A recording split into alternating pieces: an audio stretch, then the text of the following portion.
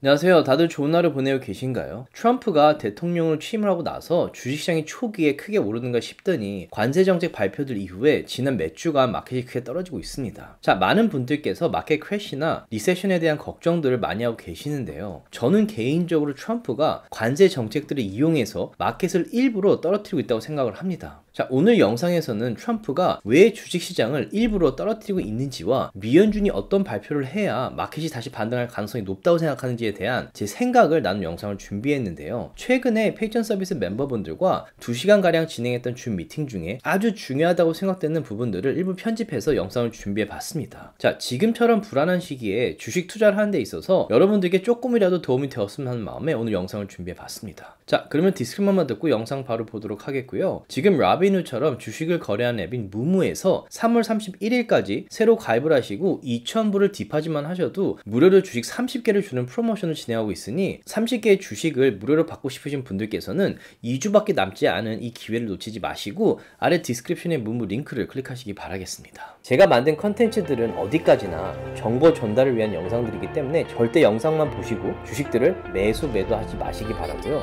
본인 스스로 반드시 리서치를 더 하신 다음에 판단을 내리시기 바라겠습니다. 관세가 적용돼서 아직 인플레이션 수치에 반영이 되는 시기는 아니에요. 근데 어찌됐건 CPI나 PPI, 그러니까 미연준이 금리 인상 인하를 결정하는 데 있어서 중요하게 보는 인플레이션 수치들, CPI랑 PPI가 전문가들의 예상보다 낮게 나왔어요. 인플레이션이 지금 다시 오를 거라는 어떤 우려가 있었는데 지금 실제 수치들이 전문가들의 예상보다 낮게 나왔고 CPI 같은 경우에 2점대를 유지를 하고 있어요. 그리고 인플레이션 수치가 올라가는 것만큼 이제 많은 분들이 조금 겁내하는 게 이제 unemployment rate. 지금 도지에서 지금 해고가 많이 일어나고 있죠. 근데 unemployment rate이 사실 4.5 이상으로 넘어가면 지금까지 매번 리세션이 왔었어요. 그래서 많은 분들이 이 unemployment rate를 되게 중요하게 보는데 일단은 지금으로서는 4.2에서 4.1로 내려왔어요. 이게 4.5를 넘어갈 것인지 5%까지 올라갈 것인지를 이제 사람들이 지켜보고 있는데 일단은 4.2에서 4.1로 내려갔고 근데 또 하나 염두에 두셔야 되는 거는 아직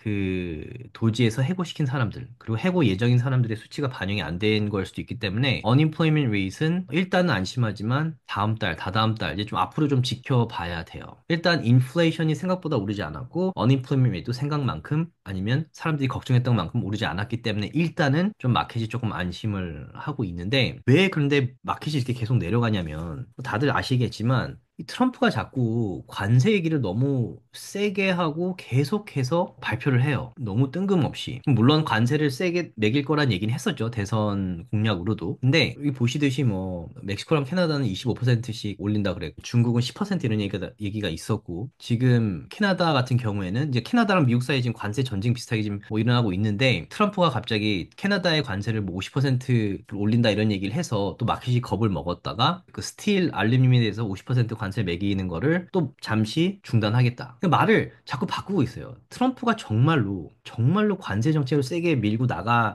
게 목적이었다면 이렇게 관세 정책을 피고 나서 그걸 다시 번복하고 이럴 이유가 사실 없는데 제 생각에는 협상하는 방법으로 좀 계속 이거를 들고 나오는 거예요. 그리고 지금 캐나다, 멕시코 같은 경우 25% 관세 얘기가 나왔다 그거를 4월 2일인가까지 지금 일단 홀딩을 한다 그랬죠. 그래서 4월 2일 날을 많은 분들이 지금 지켜보고 있어요. 겁도 많이 내고 있고. 그리고 또 뜬금없이 3월 13일에 트럼프가 여기 보시면 갑자기 유럽에 와인이랑 뭐 샴페인을 포함해서 주류에 대해서 200%의 관세를 매기겠다라고 발표를 했어요. 그러면서 이걸 그대로 또 밀고 나가는 게 아니라 유럽이 지금 미국에 있는 위스키에 대해서 50%인가 관세를 또 매기겠다고 선포를 했었어요. 그래서 너희들이 이거에 대한 그 관세 매기는 거를 줄이거나 다시 생각을 한다면 우리도 다시 생각하겠다라고 약간 위협을 하는 건데 또 이 뉴스가 나오고 나서 마켓이 다시 떨어졌죠. 지금 트럼프가 진짜 관세를 좀 세게 매길 거라는 어떤 그런 두려움 때문에. 그러면서 지난 한 1, 2주 사이에 주식시장이 정말 많이 떨어졌어요. 그 짧은 시간 안에. 그럼 길게 보면 아주 큰 풀백은 아니에요.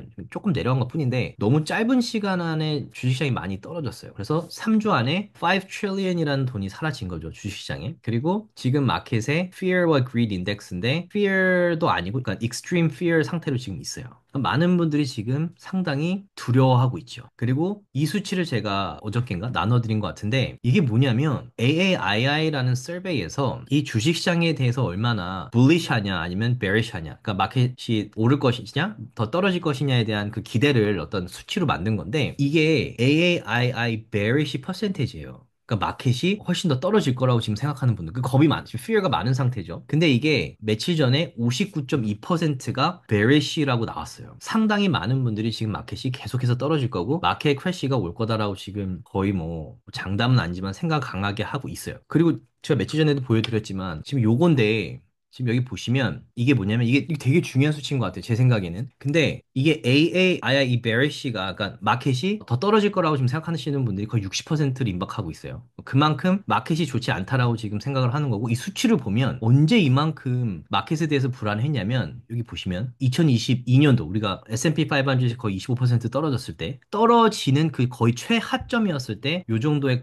피해가 많았고 코로나 때조차도 이렇게까지 올라오지 않았었어요. 그리고 여기 08년도, 09년도 파이낸셜 크라이시스 때 이 정도로 베리시했고 그 다음에 여기 보시면 닷컴 버블 때 다 마켓이 거의 최저점에 내려왔어요. 사람들이 이건 괜찮아 했다가 이게 도저히 이건 말이 안 되라고 생각하고 거의 fear가 최고치에 이뤘던 시기들이에요. 근데 지금 이렇게까지 올라왔어요. 무슨 질병이 퍼진 것도 아니고 전쟁이 일어난 것도 아니고 부동산 버블이 터진 것도 아닌데 단지 트럼프의 그런 발표로 인해서 지금 이만한 fear가 일어나고 있다는 거에 좀 놀라기도 하고 보통 이렇게까지 bearish한 상태일 경우에는 주식시장이 다시 오르는 경우가 많아요. 보통 많은 사람들이 생각하는 거와 반대로 마켓이 움직인다는 얘기 많이 듣죠. 근데 그건 이제 좀 차트를 좀 지켜봐야 돼요. 저희 좀 이따 차트도 나눠드릴 건데 근데 이런 것도 있고 제가 며칠 전에 나눠드린 요 인사이트가 이게 뭐냐면 지금 마켓이 떨어질 거다라는 쪽에 베팅을 하는 풋 옵션을 사는 그 볼륨이 지금 거의 몇십 년 만에 가장 많이 지금 매수를 한 거예요. 다시 말해서 지금 마켓이 이렇게 크게 떨어졌죠. 마켓이 크게 떨어지면 풋 옵션을 사는 그 프리미엄이 비싸요. 근데 이렇게 떨어졌는데도 사람들이 리세션이 올 거라고 거의 100% 지금 믿고 있는 분들이 많기 때문에 마켓이 이렇게 떨어졌는데도 불구하고 높은 프리미엄을 내고 풋 옵션을 이렇게 많이 사신 거예요. 그러면 이분들은 지금 이때 지금 며칠 전에 이 풋 옵션 사신 분들은 지금 이미 풋 옵션 산 거에 대해서 2, 30%뭐 50% 이상 손해를 보고 있는 분들도 많으실 거예요. 마켓이 지금 반등을 했죠, 오늘. 근데 이분들이 돈을 벌기 위해서는 마켓 크래시가 와야 돼요. 리세션이 와야 돼요. 그러지 않으면 이만한 볼륨의 지금 풋옵션을 사신 분들은 돈을 다 잃으시는 거예요. 그래서 조금 이분들, 그러니까 마켓이 떨어질 거라고 생각하는 게 아니라 마켓이 반대로 반등을 할 경우에 이분들이 돈을 다 잃기 때문에 그게 저는 조금 더 걱정이 되는 거고 이렇게 풋옵션이 많이 있을 때는 전문용어로 숏 스퀴즈라는 게 일어나서 반대로 마켓이 오르는 경우가 많아요. 그래서 이런 것도 조금 좀 지켜보고 있는데 어찌됐건 지금 코로나나 08년도, 09년도나 닷컴 버블 때만큼의 어떤 fear가 이 수치상으로 지금 나타나고 있어요. 사실 말이 안 된다라고 저는 생각을 하는데 근데 그 이유가 이제 트럼프가 도대체 왜 이렇게 주식시장을 떨어뜨리려고 하는지에 대한 생각을 좀 많이 해봤는데 일단 지금 미국에 빚이 상당히 많죠. 내셔널 뎃이 사상 최고치죠. 그리고 뭐 아무래도 이 코로나 때 긴급 구조 기금을 풀면서 이게 뭐 보시면 이렇게 점프를 했죠. 이게 미국의 지금 빚인데 지금 뭐 36 트릴리언의 뎃이 있다라고 지금 나와 있어요. 이게 더 늘고 있죠. 근데 문제는 지금 Fed Fund 레이트가 높고 이러다 보면 이 빚에 대한 이자율을 갚는 것만 해도 지금 되게 버거워요. 사실 미국 입장에서. 그래서 트럼프가 지금 가장 우선적으로 하는 게 뭐냐면 주식시장이고 뭐 도지 해고고 모든 이걸 다 떠나서 지금 가장 긴급하게 하고 싶은 게 미 연준이 금리를 내리게 하는 거예요. 그래서 사실 대통령이 되고 나서도 가장 먼저 발표한 것 중에 하나가 미 연준이 금리를 내리게 하려는 거였어요. 그래서 제롬 파월한테도 그렇게 그러니까 미 연준한테 그렇게 얘기했고 트럼프와 얘기한다고 미 연준이 그렇게 들을 이유는 없어요. 그래서 트럼프와 미 연준 간에 지금 약간 기싸움, 제롬 파월과의 기싸움이 있는데 뭐가 문제냐면 제롬 파월 같은 경우에는 아마 2026년도에 임기가 끝나요. 그래서 인플레이션이 높았다가 지금 그래도 소위 우리가 말하는 soft landing이 어느 정도 지금 성공을 하고 있죠. 금리가 2%대로 내려오고 있고 뭐 아직 마켓 크래시가 일어나지 않았고 근데 만약에 트럼프가 말한 대로 지금 금리를 내려라라고 했을 때 이 사람이 그대로 말을 듣고 하면 다시 인플레이션이 올라올 수가 있어요.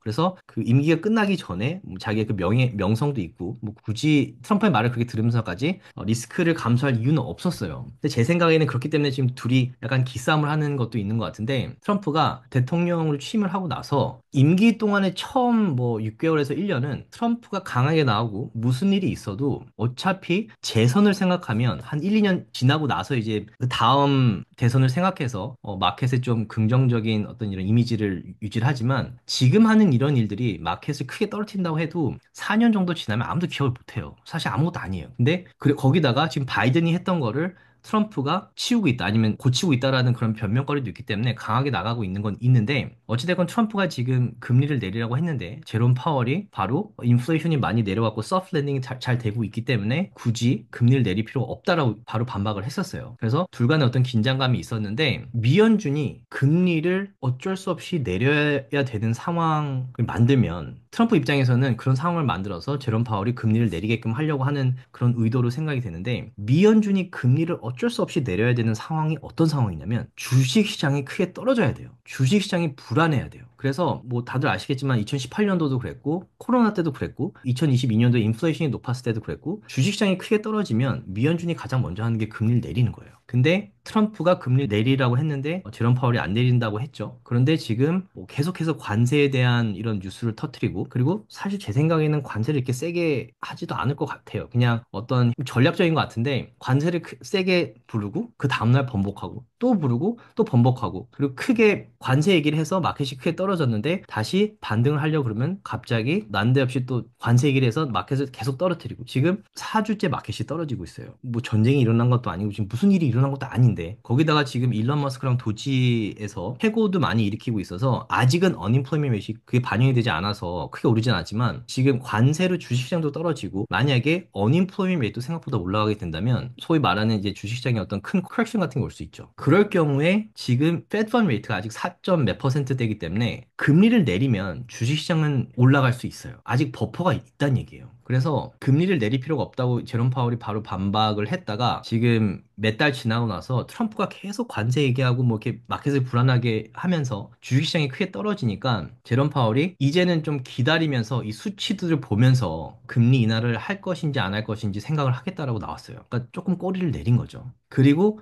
다음 주에 미연준 미팅이 있어요. 다음 주 19일. 그래서 이날이 되게 중요한 날이 될 거예요. 이날이 제 생각에는 되게 중요한 날이 될 것 같고, 제롬 파월이 만약에 금리를 내린다거나 아니면 더 소프트하게 나온다면, 이제 트럼프의 생각대로 한다면 주식시장이 다시 반등할 가능성이 있다고 생각하고, 지금 4월 2일에 트럼프가 캐나다, 멕시코 이 관세를 그때까지 좀 홀딩하고 있는데, 만약에 제롬 파월이 금리를 내린다고 하고 분위기가 다시 트럼프 쪽으로 넘어간다면 트럼프도 4월 2일 전에 만약에 이 관세에 대한 어떤 그 협상 이게 조금 더 소프트하게 된다면 그때는 마켓이 다시 크게 반등할 가능성이 높다고 생각을 해요. 그래서 지금 제가 차트를 보여드릴 건데, 다음 주 수요일 날 제롬 파월이 어떤 얘기를 하는지와 이거 이후에 트럼프가 관세에 대해서 어떤 식으로 본인의 의견을 아니면 그 정책을 바꾸는지, 그걸 보는 게 중요하다라고 생각을 해요. 조금이라도 도움이 되셨다면 주위 분들과 나눠주셨으면 너무 고맙겠고요. 구독과 라이크를 해주시면 더욱 감사하겠습니다.